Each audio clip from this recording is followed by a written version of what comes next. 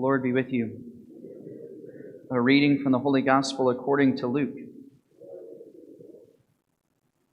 Jesus said to his disciples, "I have come to set the earth on fire, and how I wish it were already ablaze.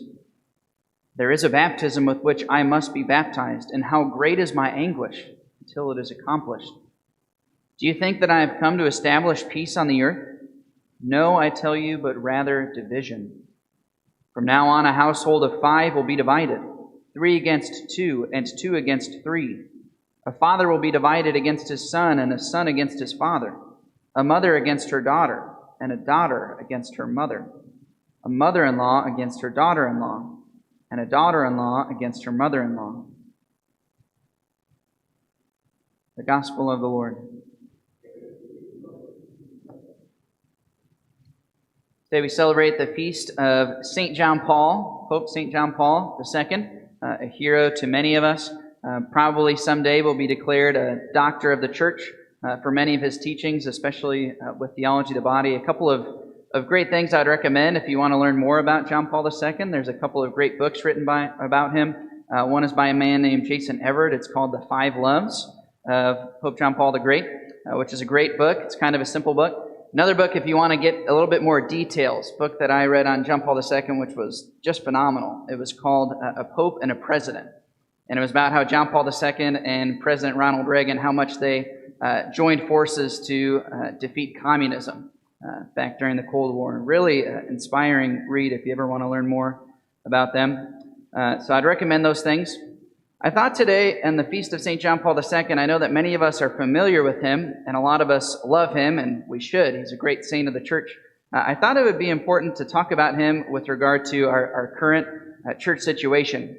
One of the things about John Paul II, I think, he's a great hero of mine, patron saint of mine, but I think one of the things that I think he caused some great changes in our church, which were pretty unique in church history.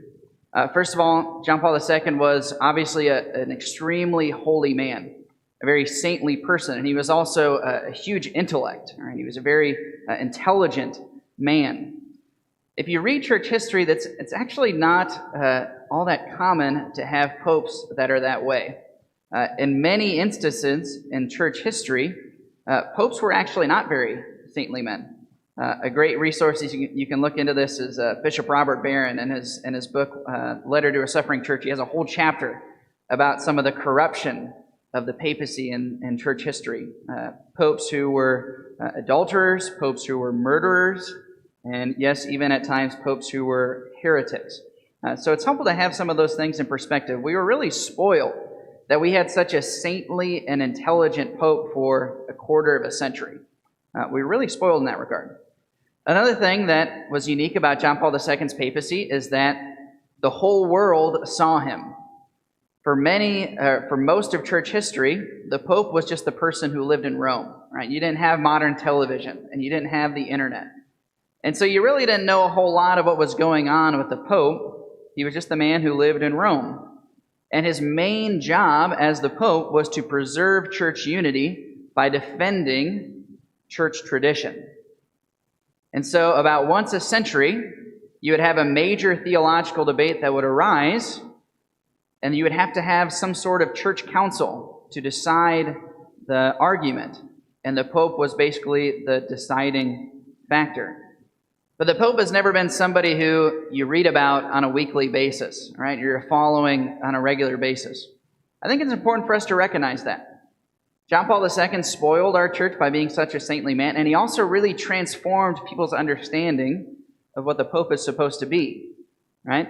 After his life, we had this idea that the Pope is supposed to be like the spokesperson, right? He's supposed to be the face of the church, and everything he says is going to be great and amazing, and he's going to be this saintly person. It's not really how it's been in much of church history. I think it's important for us to remember these things in light of some of the questions that are rising in today's church. I'm sure many of you are familiar with some of the interviews that Pope Francis has done recently. In particular, yesterday, he made some troubling comments about civil unions amongst same-sex couples, which is clearly contradicting the tradition of the church. So it can be rather jarring for some of us, and it might make us wonder, what if the Pope were to say something wrong? Does that mean that my faith is in vain or something like that? Not at all. Remember, popes are not infallible in their daily lives. Popes are not infallible in interviews. Popes are not infallible on matters of political ideas. All right? So we don't need to be terribly troubled by some of these things. And in fact, in church history, like I said, there have been cases where popes have legitimately been wrong. There have been popes who supported heretical ideas. There have been popes who even explicitly taught things that were heretical. The key is, in the eyes of the church, is that the pope has to explicitly use his authority as pope from his chair to proclaim something infallible. It is only then when our obedience is totally 100% owed to him. And that hasn't happened very often. Right? Most of church's teachings that are infallible, that we know are inerrant, they actually come from major church councils, not from individual papal statements. There's only two in our modern record that the Pope has actually come out and explicitly stated something from the authority of his chair. And so I think it's just good to keep some of these things in mind. And when we talk about praying for the Pope, we really should pray for him. Pray that we have a saintly man. Pray that we have a wise and prudent steward who is able to articulate and defend church's teachings. But that's not always going to be the case. But we should pray that it happens anyway. Pray that for many years to come, God might raise up men like St. John Paul II, this great evangelist for the church. And through his intercession, pray for all of our bishops and all of our priests, all of those public representatives of the church, that they may be true and good and wise and holy stewards. And pray for our current Pope as well.